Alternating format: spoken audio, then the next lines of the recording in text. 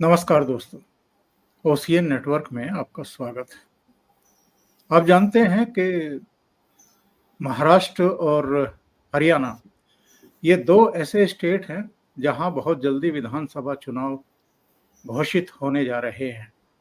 वैसे तो जम्मू कश्मीर और झारखंड में भी चुनाव होने हैं और दिल्ली में भी अगले साल यानी नए साल के शुरू में ही जनवरी-फरवरी में ही चुनाव होने हैं। तो ये 5 ऐसे राज्य हैं जिनमें अगले 6 महीने में 7 महीने में चुनाव होंगे। लेकिन सर्वाधिक नज़रें इस समय टिकी हुई हैं महाराष्ट्र और हरियाणा पर।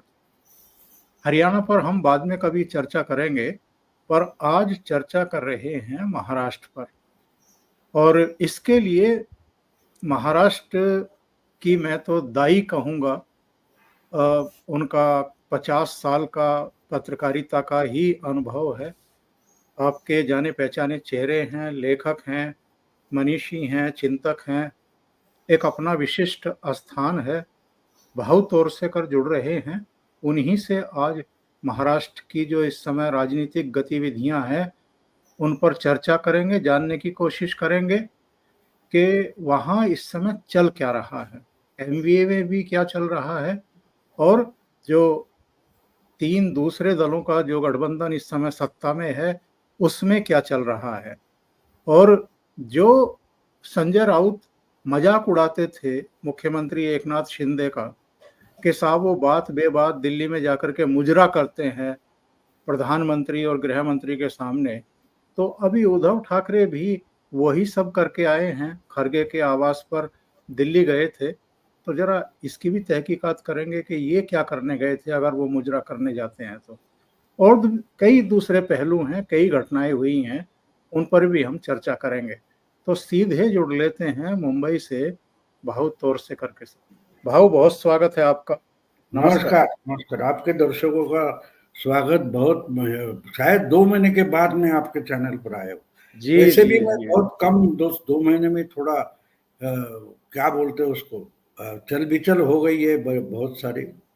बाहर गया हूँ, बाहर देश गया हूँ, तो जी ठीक है, जी कोई बात नहीं। बहुत दिन के बाद आपके दर्शकों के साथ आ गया हूँ। जी जी। उनका भी स्वागत करना जरूरी है। तो भाऊ बहुत अभिनंदन, बहुत स्वागत आपका। और भाऊ अभी अमेरिका प्रवास से लौटे हैं कुछ दिन पहले। दिल्ली में उनसे व्यक्तिगत मुलाकात भी हुई, पारिवारिक एक गेट टुगेदर भी हुआ। तो भाऊ सबसे पहले तो मैं आपसे ये जानना चाहता हूँ, ये संजय राउत कहते थे कि शिंदे जो हैं दिल्ली में मुजरा करने जाते हैं, उद्धव ठाकरे क्या करने आए थे? और इनके साथ आदित्य भी थे, संजय राउत भी थे।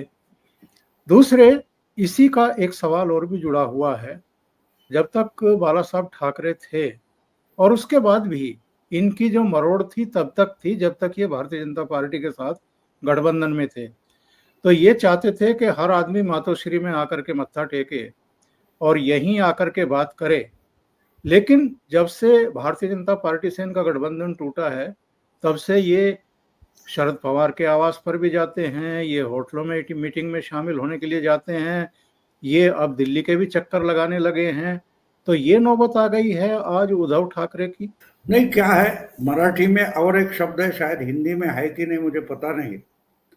जैसे हम मराठी में मुजरा बोलते हैं, यानी हम जब आपको नमस्कार करते हैं, तो शिवाजी महाराज के जमाने से जो राजा होता था उसको सम्मान देने के लिए जाते थे, तो जिस ढंग से वो कॉर्निश परिपाट करते करते, थे। हाँ, तो उसको मुजरा बोलते थे।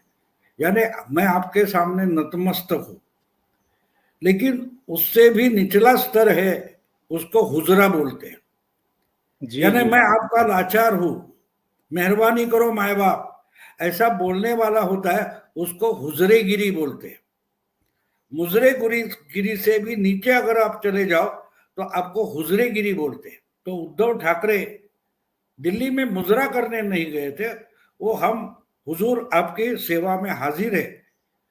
लेकिन हुजूर ने बोला हमारे जो नौकर है, पार्टी के अध्यक्ष है, जब उनके घर में जाकर अपना हुजूरगिरी पेश करो, हमारे सीढ़ी पर तक चलना नहीं, दरवाजे पर गेट पर आना नहीं।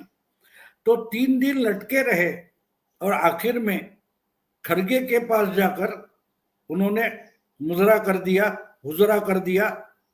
और वहां जो फोटो दिखाया जा रहा है उसमें तो खड़गे और राहुल गांधी से बिल्कुल तीसरे नंबर पर बैठे। तो ये तो होना ही था, क्योंकि देखो मातोश्री का मतलब स्थान महात्म्य नहीं था, वो एक व्यक्ति महात्म्य था। हम जब अयोध्या में प्रभु रामचंद्र जी की मूर्ति की प्राण प्रतिष्ठा हुई, मूर्ति तो थी, मंदिर भी बना था, लेकिन जब वहां एक प्राण प्रतिष्ठा होती है उसके बाद वो मंदिर हो जाता है, नहीं तो वो इमारत होती है। सही है। अब वो मूर्ति होती है, लेकिन जब हम प्राण प्रतिष्ठा करते हैं, आपको याद होगा इस मामले पर सुप्रीम कोर्ट ने जो जजमेंट दिया था उसमें 3 हिस्से कर दिए थे। एक मुस्लिम ग्रुप थे उनके लिए, एक हिंदू ग्रुप थे उनके लिए, और तीसरा जो हिस्सा था वो किस लिए था? राम लल्ला विराजमान। तो राम लल्ला विराजमान होते हैं, वो एक व्यक्तिमत्व होता है।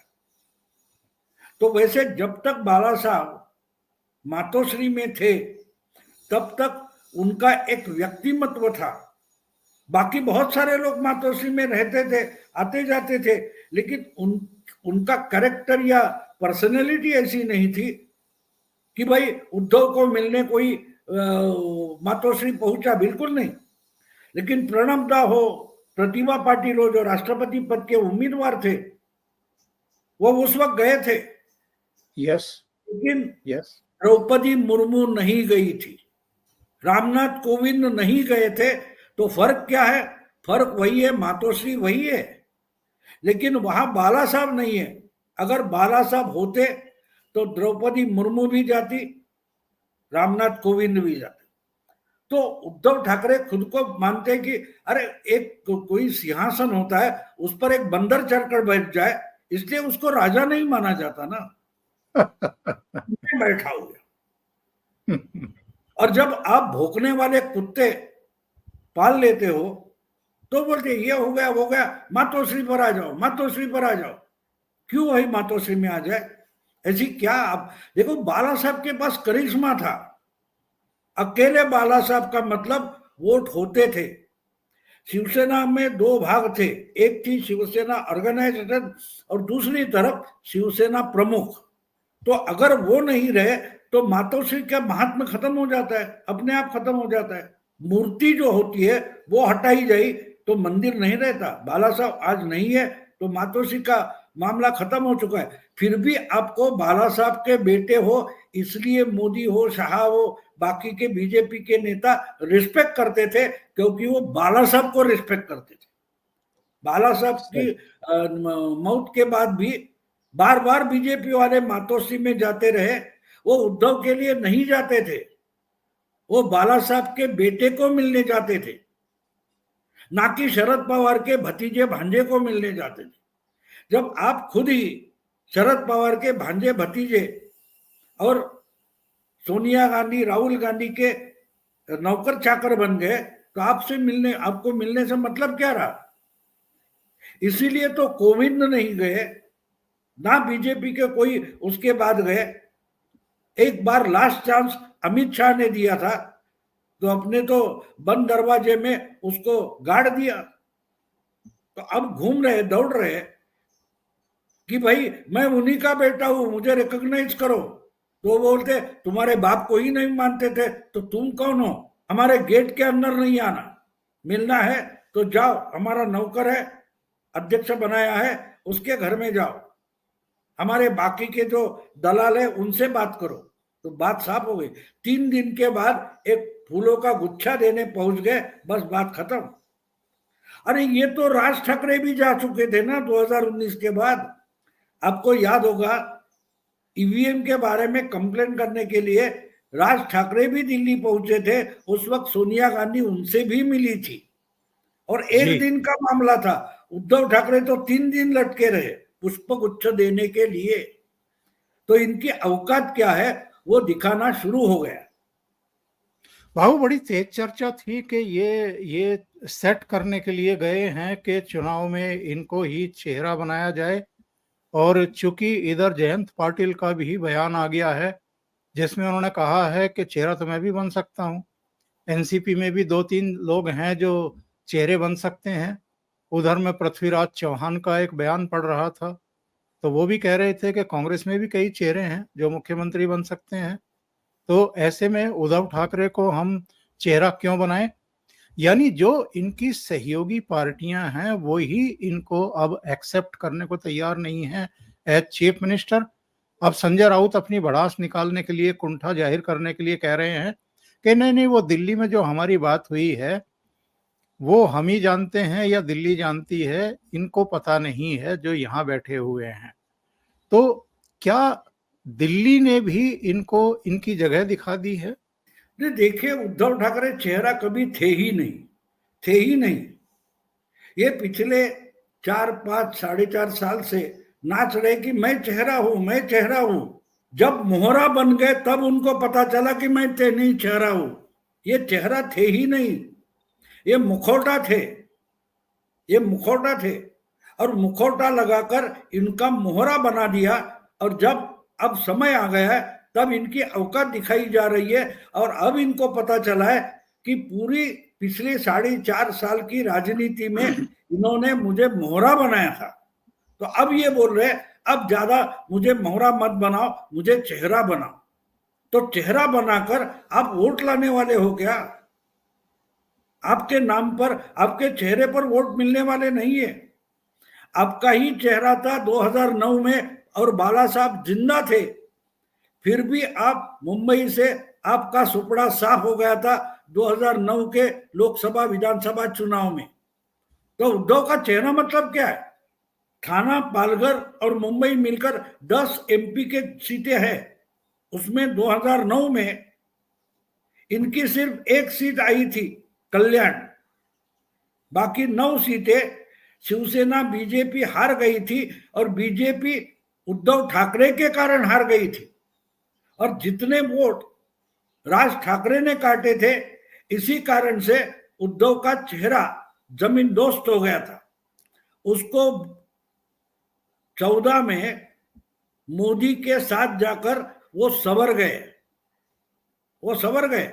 विधानसभा में अकेले मुंबई में बीजेपी के 5 एमएलए बने, उद्धव ठाकरे के 4 एमएलए बने। और अकेले राज ठाकरे ने मुंबई से 6 एमएलए चुनकर लाए थे। तो चेहरा राज ठाकरे के पास है, इनके पास है क्या? इनके पास बाप के नाम का सर्टिफिकेट है।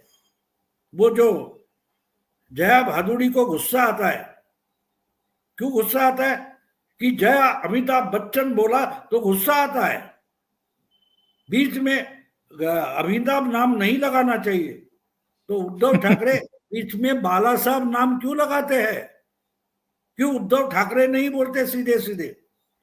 हाँ, आप 2014 के 19 के पहले शिवसेना के सब डॉक्यूमेंट निकाल के देखो, उसमें कहीं भी उद्धव बाला साहब ठाकरे ऐसा लिखा नहीं है। बीजेपी से हटने के बाद इन्होंने बीच में बाला साहब डालना शुरू कर दिया, क्योंकि इनकी पहचान बाला साहब का बेटा इतनी ही है। इनको ना चेहरा है, इनके पास ना करिश्मा है। तो कांग्रेस क्यों बनाए इनको? हाँ, जितनी आपकी जरूरत थी उतना फायदा उठाया है, उतना आपको अहमियत दी है। अब आपकी जरूरत नहीं है। जब कांग्रेस रिवाइव हो जाती है तो कांग्रेस पैकिंग मटेरियल जैसे आपको उठाकर कूड़ेदान में फेंक देती है। क्योंकि हमको तो टीवी लाना था, टीवी घर के दीवार पर सज सवर कर बिठाया जाता है और उसका जो बॉक्स होता है वो कूड़ेदान में फेंका जाता है। तो आज इनको पता चला कि कांग्रेस ने हमको पैकिंग मटेरियल बनाया था, तो इसलिए ये भाग दौड़ कर रहे हैं कि मुझे चेहरा बनाओ, मुझे चेहरा बनाओ। बिल्कुल नहीं बनाए, क्योंकि कांग्रेस को भी मालूम है कि अगर लोकसभा चुनाव में भले शिवसेना की 9 सीटें आई हो, कांग्रेस की 13 सीटें आई हो, लेकिन एकनाथ शिंदे के गुट ने 13%, 14% वोट ले लिया है। और एकनाथ शिंदे के पास जो वोट आया है वो कोर शिवसेना का वोट है, वो कोर बाला साहब का वोटर है। बिल्कुल। शिवसेना की हिस्ट्री में 16 से लेकर 20% तक शिवसेना ज्यादा से ज्यादा कम से कम चली गई है।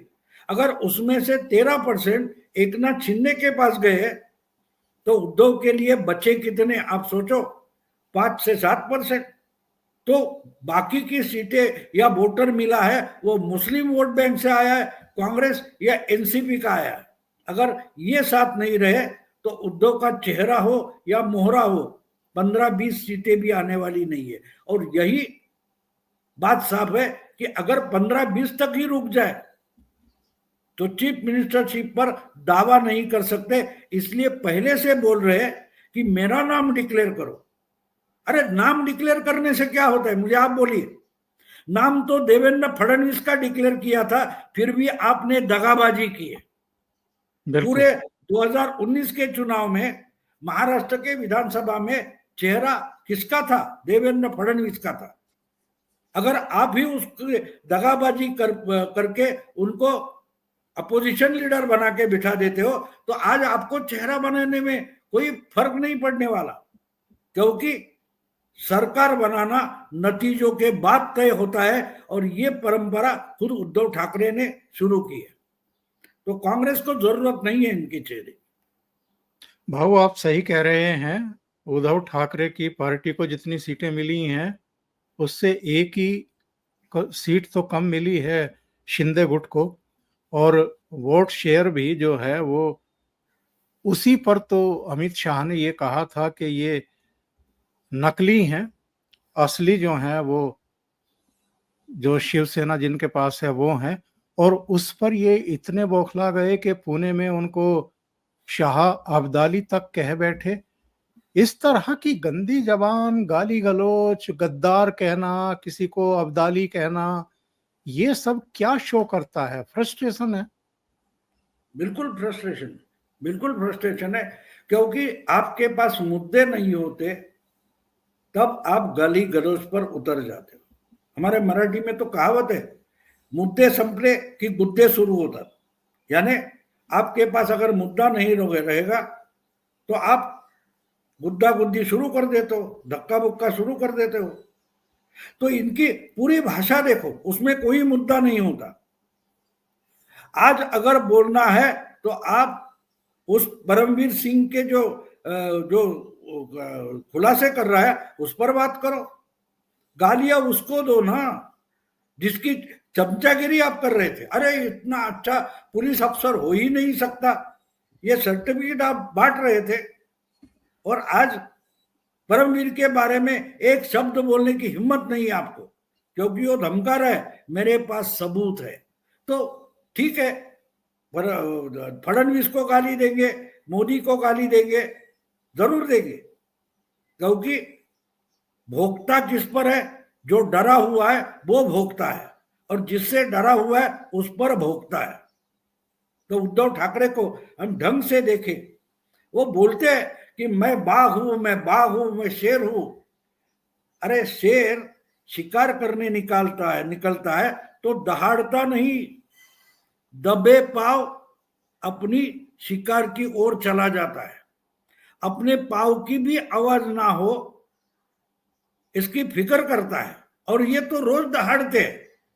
आप चूहे की शिकार नहीं कर सकते, समझ लो आप, ये बात समझना जरूरी है। तो बिल्कुल। रोज दहाड़ते रहते, गाली गलौज करते रहते, क्योंकि इनके पास कोई मुद्दा नहीं है। इसलिए वो जो किसी पत्रकार ने पूछा क्या उद्धव ठाकरे आपका चेहरा हो सकता है, चिन्नी थल्ला को पूछा, तो संजय राउत ने उनका हाथ पकड़कर चलो हो गया, आगे का जवाब चेनी थल्ला को देने की सहूलियत मुदत भी नहीं दी। तो आप समझ सकते हैं क्या हो रहा है, क्योंकि डरे हैं, उनको पता है कि विधानसभा में और कुछ खिलाड़ी आएंगे।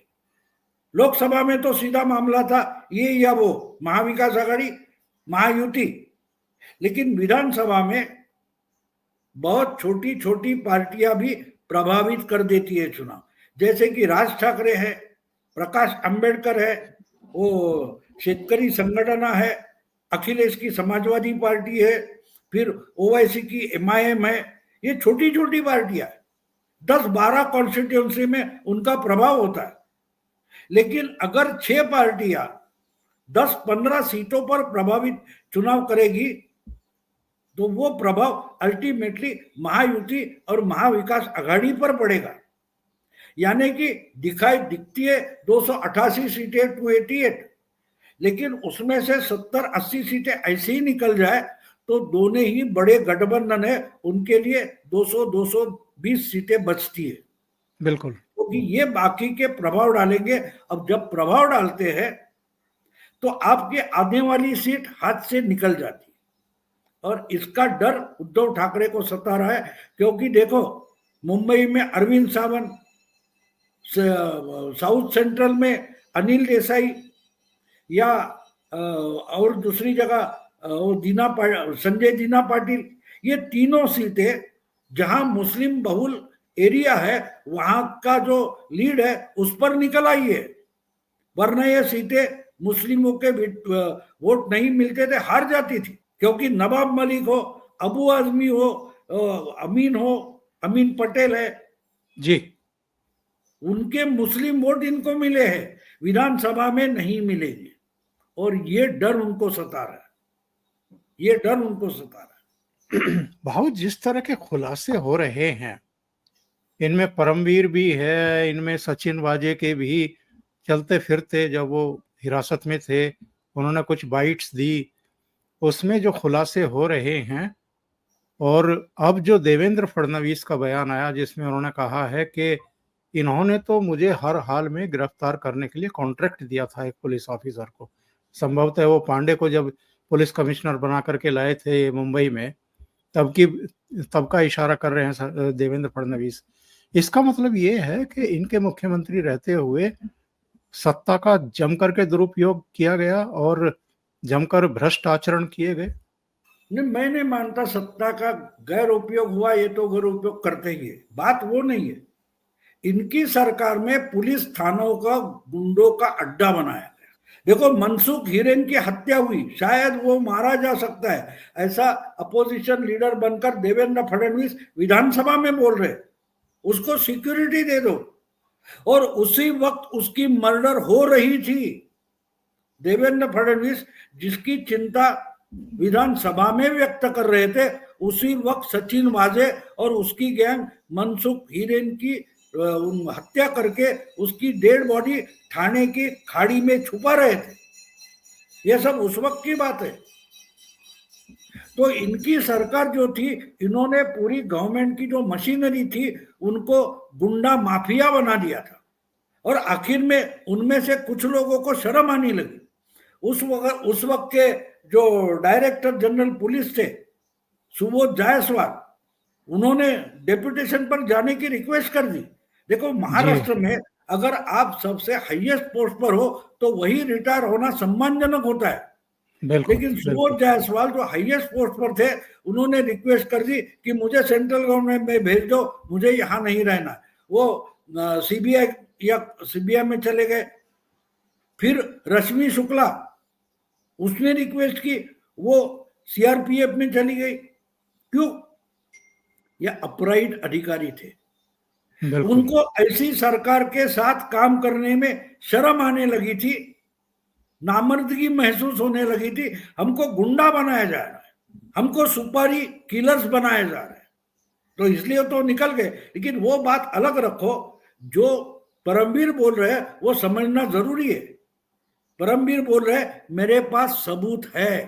तो देखो, अनिल देशमुख कुछ बोले या संजय राउत कुछ बोले, उनके सबूत पर आप सीरियस होने की जरूरत नहीं। लेकिन परमवीर सिंह जब सबूत बोलता है तो वो सीरियसली लेना जरूरी है। आपको याद होगा कि परमवीर को इन्होंने ट्रांसफर कर दिया था और बहुत गुस्से में आ गए थे परमवीर, और उन्होंने 4 पन्ने का लेटर लिखा था जो राज्यपाल और चीफ मिनिस्टर को भेजा, और उस पर एक्शन नहीं हुई तो सुप्रीम कोर्ट में सबमिट किया था। उसमें उन्होंने एक बात कही थी, जो 100 करोड़ वसूली का मामला है, उस लेटर में एक इंपॉर्टेंट बात उन्होंने लिखी थी कि अनिल देशमुख का जो सरकारी निवास है उसका सीसीटीवी फुटेज इमीडिएटली जब्त करो। कब्जे में ले लो। बिल्कुल बिल्कुल। वो लिया गया नहीं लिया गया पता नहीं, लेकिन आप समझ लो जिस टाइम की, जिस दिन की, जिस महीने की बात परमवीर कर रहे हैं, उस वक्त परमवीर खुद मुंबई के पुलिस कमिश्नर थे। और जब आप पुलिस कमिश्नर हो तो मुंबई में जितने सरकारी निवास मिनिस्टर के वगैरह है, उसकी सिक्योरिटी मुंबई पुलिस के अंडर आती है। सही है। तो वहां का सीसीटीवी फुटेज, वहां बंगले की जो सिक्योरिटी होती है, यानी मुंबई पुलिस होती है, उनके कब्जे में होता है। उसकी कॉपी परमवीर ने बना के रखी होगी। जब सही। आज परमवीर बोल रहे हैं कि मेरे पास सबूत है, और उस वक्त बोल रहे हैं कि वो सीसीटीवी फुटेज जब्त करो, कब्जे में ले लो, तो आज परमवीर के पास क्या सबूत है, ये आप समझ सकते हो। बिल्कुल सही कह रहे हैं भाऊ। लेकिन पद पर रहते हुए गलत काम तो इन्होंने भी किए, चाहे प्रेशर में किए, चाहे किसी के भी कहने पर किए। अर्णब गोस्वामी की गिरफ्तारी कराना, रिपब्लिक टीवी की फर्जी टीआरपी और घोटाला और तमाम चीजें, प्रेस कॉन्फ्रेंस करना, उनकी छवि बर्बाद करना, ये काम तो परमवीर ने भी किए। बिल्कुल किए, बिल्कुल किए। एक बात होती है, देखिए, जब कुछ बातें हम ढूंढ कर भी नहीं निकाल सकते तो उनमें से किसी को हमको अप्रूवर बनाना पड़ता है, उसको कुछ सहूलियत देकर सजा में उसको सबूत लाने को बोला जाता है। ये दुनिया भर चलता है, हमारे यहां नहीं, दुनिया भर चलता है। तो अगर इन्होंने गुनाह भी किया है तो असल गुनहगार जो है वहां पहुंचने के लिए इनको सबूत देने के बदले में कुछ तो सहूलियत देनी पड़ेगी। मराठी में हम उसको माफी का साक्षीदार बोलते हैं, तो ये तो करना पड़ेगा। और दूसरी बात, मेरा कहना वो होगा तब होगा, उससे मुझे मतलब नहीं है। आप समझो कि परमवीर क्या बोल रहे हैं, और कौन परमवीर कौन है। परमवीर ऑर्डिनरी आईपीएस ऑफिसर नहीं है, ये क्रिमिनल माइंड से चलने वाला अफसर है, जी जी। जिसने ऐसे झूठे सबूतों का मकड़जाल तैयार खड़ा किया था कि जिसके कारण साध्वी प्रज्ञा सिंह ठाकुर और कर्नल प्रसाद पुरोहित 7 साल से जेल में सड़ते पड़े रहे, उनको जमानत तक नहीं मिली थी।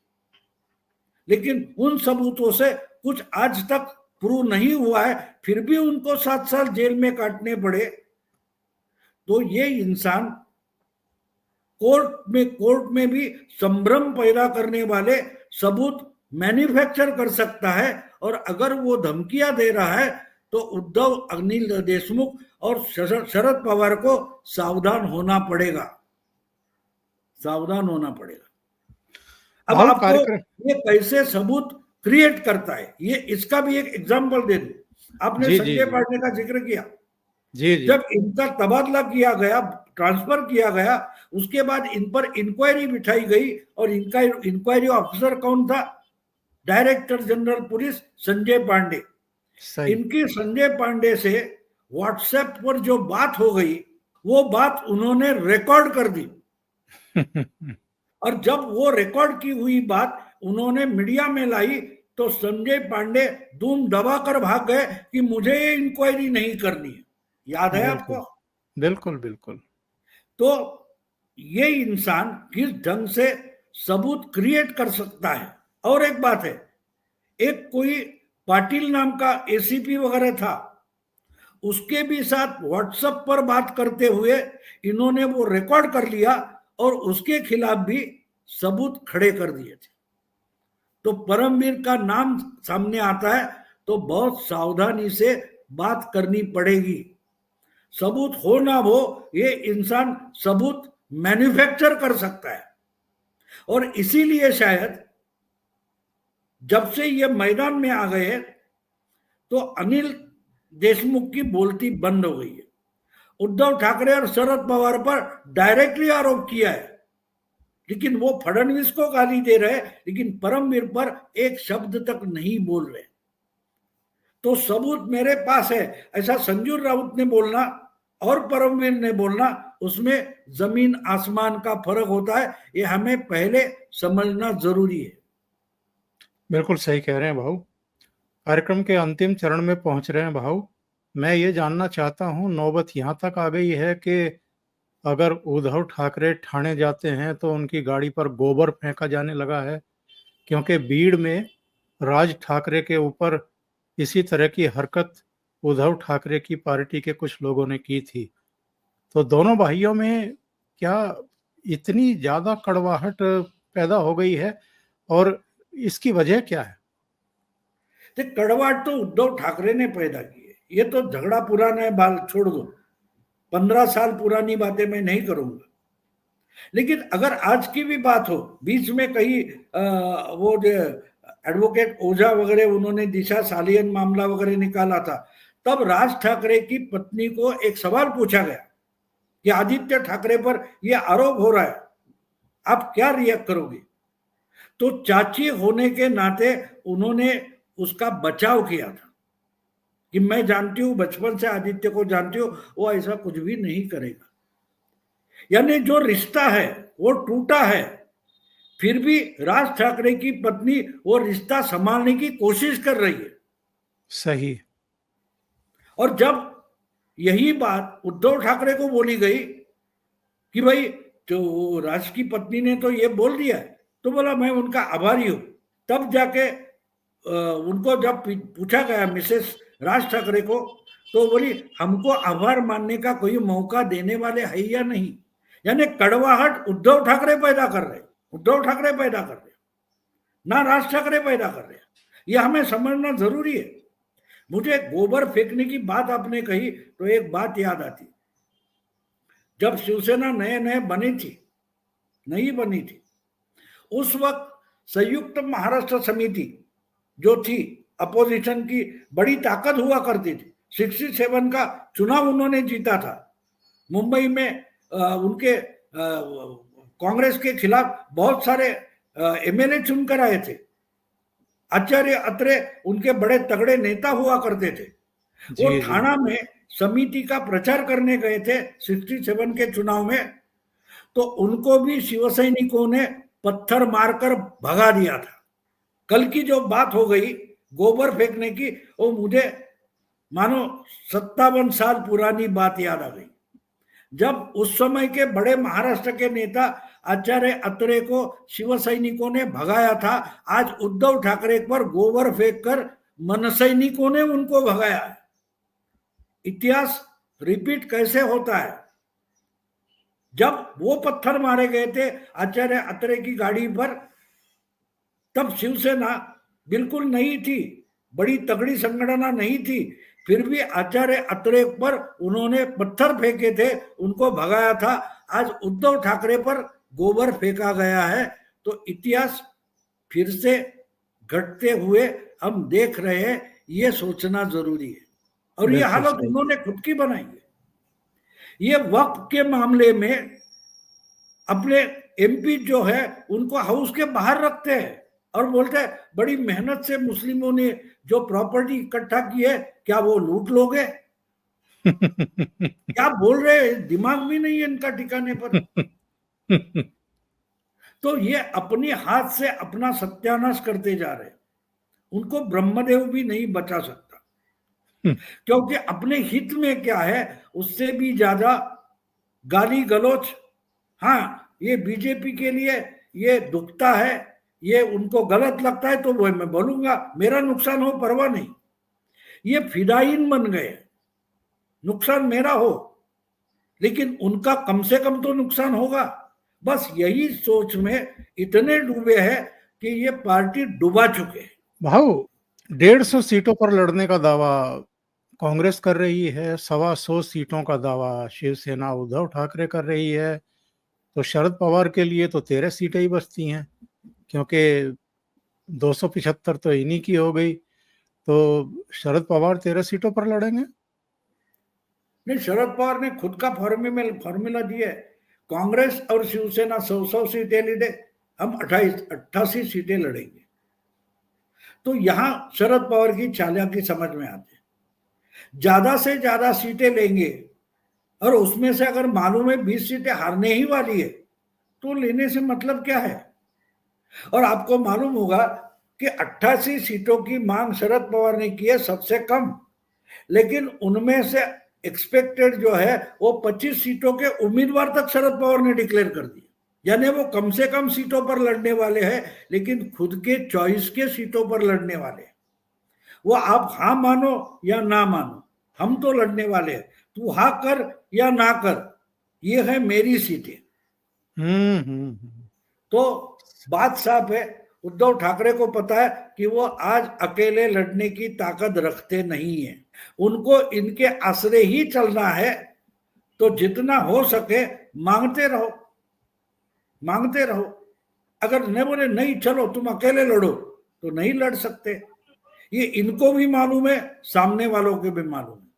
और इसलिए आवाज जोर जोर से करते, बोलते ना खाली बर्तन की आवाज ज्यादा होती है। बिल्कुल, खाली बर्तन की आवाज ज्यादा होती है। प्लास्टिक हल्का होता है लेकिन लकड़ी से उसकी आवाज ज्यादा निकलती है, गिर गया तो। बिल्कुल वही है, बिल्कुल वही हो रहा है। भाऊ बहुत बहुत धन्यवाद जुड़ने के लिए, ओशियन नेटवर्क के लिए इतना समय निकालने के लिए, कई मुद्दों पर चर्चा बिल्कुल, करने के लिए। नमस्कार, नमस्कार। थैंक यू सो मच, नमस्कार।